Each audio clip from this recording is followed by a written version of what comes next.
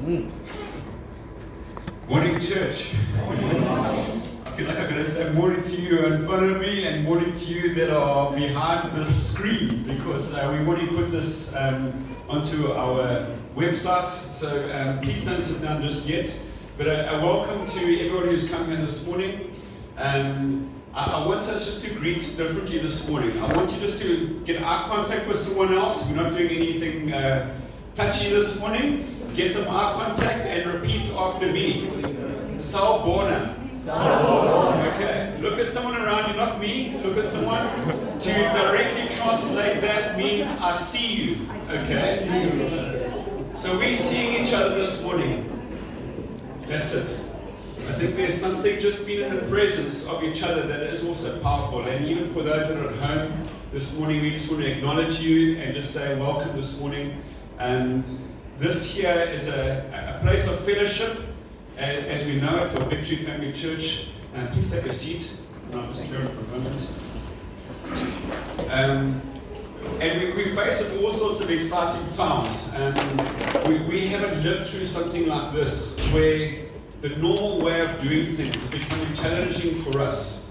But it is also exciting for what it opens up. And we are very excited to see what God is going to do in this time like this. I just know that God is still seated on His throne. We're very familiar with that chapter in Isaiah, chapter 6, where Isaiah gets the coal on his lips from the angel. And he turns to God, he just says, send me. But prior to that, it starts off in chapter 6, in the year that King Uzziah died. He gets caught up with seeing the heavenlies, almost similar to the Revelation scripture of the declaration of holy, holy is our God. And he sees this vision with the Lord seated on His throne. And so we've got this contrast picture in the year that their king died, where things are just in turmoil around them. Your king has died. And yet, the picture he sees is Jesus still sitting on the throne. And it's just such a declaration for us now, because those things that we are so used to, those things that are around us that are so familiar, even our own relationship with God, there's patterns that we follow that just keep us going day to day. All those things can be just shaken. But when we see and we look and we see our God is still seated on the throne, this isn't a moment to shake our God. Through every crisis in all of time, God is not shaken by these things. And so even with this, we want to be asking God, what is our response to this? And what are we doing about this? And so before I get into the announcements, I just want to just put a few things out there. One is for us just to be aware of the current state of affairs that we are in as a country. We want to hear what our country is saying and guiding us, the health departments, what is the things that we should and shouldn't be doing right now. And so, as you quite rightly know, meeting together is always a risk, and we can do things to minimize risk. So one thing we've said here at Victory Family Church, there's to be no greetings that are of any physical nature. We want to just keep a bit of distance between ourselves. We want to be aware of our personal hygiene, both for the sake of ourselves and those around us, in that we might not know who has the virus, and so we don't want to be transmitters of the virus. And Di, if you can just put that slide on the screen, please. You may have heard this, but this is just a bit of education I just want us to do as a part of our responsibility as Victory Family Church. The slide shows the whole thing of flattening the curve. We can have all sorts of pressures placed on our country when things happen too fast. And if we are able to slow things down in terms of how we do life, we are able to bring things down into a manageable level that sees our country getting through things in a healthy way. At the moment, a lot of places are on the rise, countries around the world, and we want to see that changing. So there's a responsibility that we have in terms of how we conduct our own personal space and those around us. And so I want to encourage you just to understand what this means to flatten the curve, that we want to slow things down, that a health department isn't flooded by all sorts of things that they're unable to cope with. that when people are in a place where they need something, that they're able to get medical care and assistance at the right time. And we can all play our part in making that happen. So, thanks, Di, you can take that slide off. That is just a part of our own responsibility. From Victory Family Church, we're going to be looking at creative ways of doing things differently. So some of the online stuff that we're looking at the moment, we want to be posting this. It won't be live, but we'll post it onto possibly our YouTube channel. We're still figuring all those things out, so bear with us, but we'll get there. But one thing we just want to say, we don't want to be shaken in a time like this. Our God is not a God who projects fear. That's not the way He wants us to approach Him. And so He is a God of power, of love, and of a sound mind, and we want to see that exercise in us as people. And so I encourage us to use times like this as to reflect on our relationship, see how we are living, how we're engaging with people around us.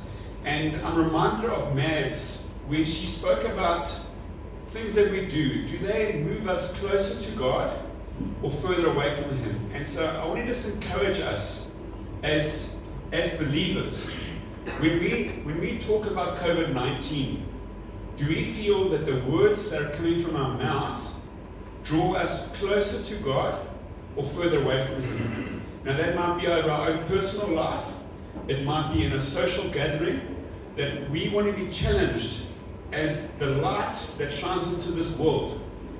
Are the words from our own lips drawing people closer to God or further away from Him? Are we broadcasters of fear or are we broadcasters of love? Are we broadcasting a God who cares for us? He understands this, He's not shaken.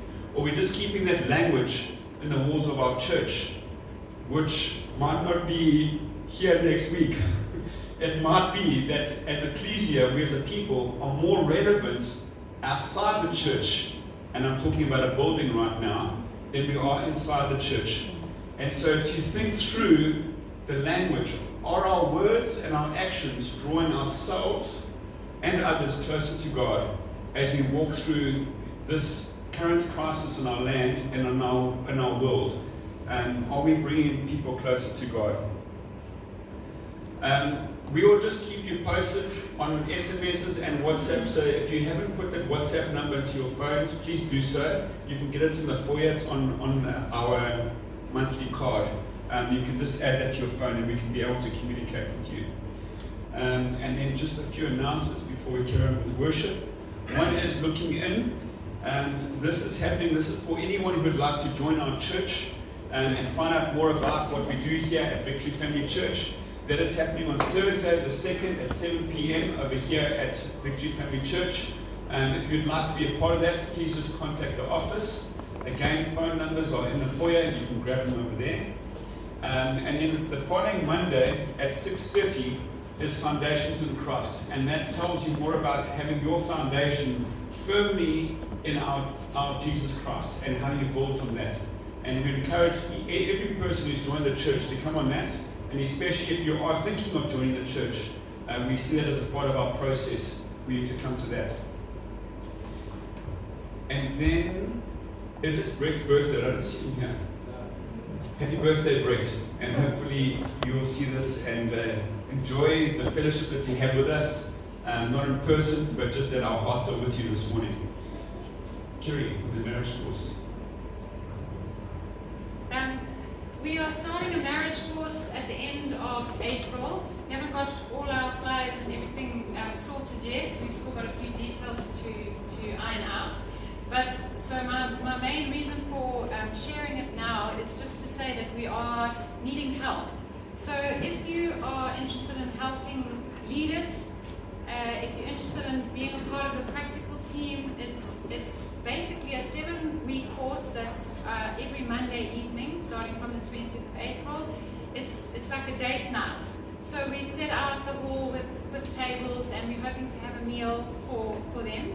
So it requires quite a bit of setup, and also requires meals to be made. Decor, if that's your thing and you want to make table names or anything like that, we really would encourage encourage you, especially those who perhaps have a bit more time on their hands. We'd love to have you involved in whatever capacity that you can. So for those who can't be involved, please start praying into it as to who you think might benefit from this. There are a few of these flyers that don't have too much details, but you're welcome to take them at the back on your way out. But start praying. We want to get it out into the community. And we don't want it just to be for our church. We want to invite those who need it from our community. I just want to read something. It says, "The power of praise when heaven joined in leveled the walls of Jericho. The power of praise when heaven joined in caused an earthquake and chains to be broken when Paul and Silas were in jail." Natural sound coupled with heaven's sound is awesome in power. The power of praise when heaven joins in releases his glory, and his glory changes atmosphere. Come on. And then I just want to read from 2 Chronicles, chapter 5. "The choir and trumpets made one voice of praise and thanks to God. Orchestra and choir in perfect harmony, singing and playing praise to God. Yes, God is good. His loyal love goes on forever. Then a billowing cloud filled the temple of God. The priests couldn't even carry out their duties because of the cloud, the glory of God that filled the temple." For quite a while now, I felt God stirring in my heart to take our praise and worship out of this building, and it's amazing how it's kind of fitting with what Carl is saying, and to go onto the streets and to praise and worship on the streets the night before Dar's prayer tent is open. So on the 30th, so it's not this Monday, next Monday, I will be there with whoever wants to join me, just praising God. The focus is to change atmosphere, and it will not just be for the prayer tent. We can declare and speak healing over our city, and speak or pray against fear through our praise. But that's the focus, is to shift atmosphere through our prayers and praise. Peter will be there, I think, with some sandwiches, and anyone who wants to join him. If there are people on the street that do happen to come, if that's your thing and you'd like to come to pray, that's also awesome. But there's no pressure. The focus is really just to shift atmosphere. And when you read scripture like that, it's exciting. And we can do it here this morning, but we can also do it out there on the streets. Thanks, Kerry. That's next Monday, 30th, at 6 to 7 p.m. What streets is it? Commercial and Maxwell. The corner of Commercial and Maxwell. Thank you. Russ, can we stand?